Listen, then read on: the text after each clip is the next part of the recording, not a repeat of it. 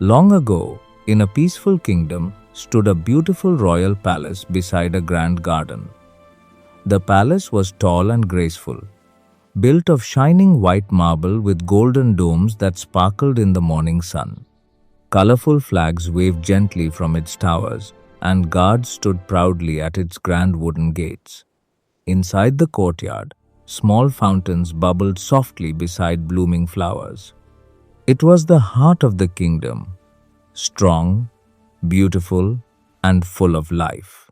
Near this palace, beside a quiet pool filled with blooming lotus flowers, stood a grand old banyan tree.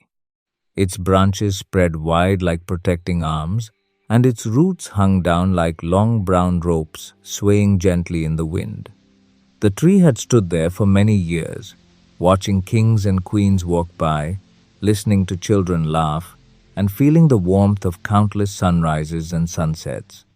High upon one of its strongest branches lived a pair of crows, a loving crow and his gentle wife, the crow hen. Inside the nest lay a few tiny eggs, smooth and pale, holding the promise of new life. One peaceful morning, as golden sunlight touched the tree, the crow hen looked lovingly at the eggs. Our little ones will hatch soon.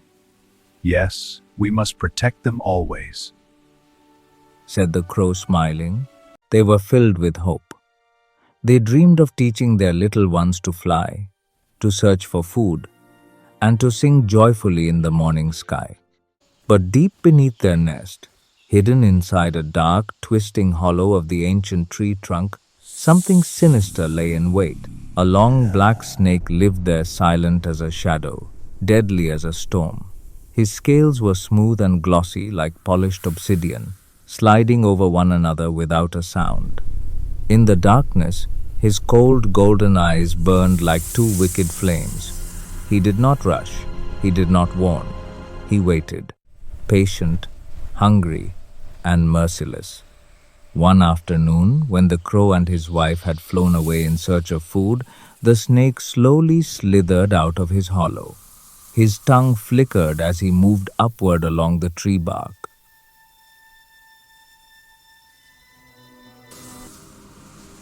Fresh eggs, my favorite meal, Said the snake with a hiss.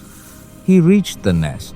With cold, greedy hunger, he swallowed the eggs one by one and slipped back into his hollow as quietly as he had come. When the crow and the crow hen returned, they saw broken shells scattered in the nest. The crow hen froze. Her wings trembled. Our babies, they are gone. Said the crow hen, crying. The crow looked around in shock. He noticed the marks on the bark and understood at once. The snake. It must be him. Said the crow in shock. That night, the moon shone pale and cold. Our little ones. The crow hen wept softly, but the crow did not cry for long. His eyes grew serious. We are small, but we are not helpless. Tears will not solve this, wisdom will. The crow hen wiped her tears and looked at him. What shall we do? Said the crow hen. The crow thought carefully. He remembered that they lived near the royal palace garden, where the princess often came to bathe in the pool. What will we do now? We live near the royal palace garden. The princess often comes there to bathe. We will use wisdom. The next morning, they watched from a distance as the young princess arrived with her attendants. She wore a beautiful golden necklace that sparkled brightly in the sunlight. She stepped toward the pool. Watch me splash, Said the princess, laughing. She removed her necklace and placed it on the stone steps near the pool. This was the moment the crow had been waiting for. With swift wings and perfect timing, he swooped down and grabbed the shining necklace in his beak. The princess turned and saw the blackbird flying away with her treasure. my necklace! Said the princess, shouting. The guards nearby quickly reacted. Catch that bird! Catch that bird! said a guard loudly. The crow flew carefully, not too fast, not too slow, making sure the guards could follow him. He led them across the garden and straight toward the banyan tree. The crow hen watched nervously from the branch. The crow flew to the tree trunk and dropped the necklace directly into the hollow where the snake lived. Now, the justice will be served, said the crow, whispering. Moments later, the guards arrived at the tree. They searched around and spotted the golden necklace shining inside the dark hollow. The necklace is here, said a guard.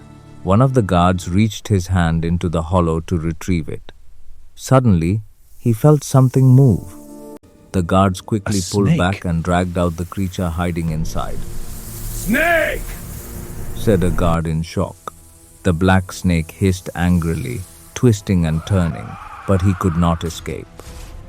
The guards, shocked and furious, killed the snake to protect the princess and the palace. The cruel snake was no more. High above, the crow and crow hen watched silently. Days passed. The banyan tree felt peaceful again. The wind moved gently through its leaves. No more danger lurked in the hollow. Soon, the crow hen laid eggs again. This time, when she looked at them, her eyes were calm and hopeful. You were right. Wisdom is stronger than fear. Strength is not in size, it is in the mind, said the crow. The crow stood proudly beside her. And so, the crows finally lived in safety. When their little ones hatched, they taught them not only how to fly, but how to think. For in this world, strength alone does not win battles. It is cleverness, patience, and wisdom that protect the weak and defeat the strong. So, children, wisdom and cleverness can defeat even the strongest enemy.